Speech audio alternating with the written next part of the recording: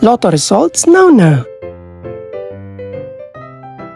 Ito ang resulta ng 5 PM draw ng 2-digit at 3-digit lotto ngayong araw ng Sabado. Para sa 2-digit lotto, ito ang mga numerong lumabas: 15 at 11. In exact order.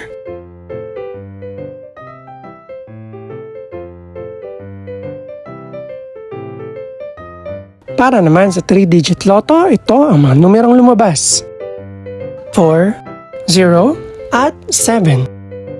In exact order.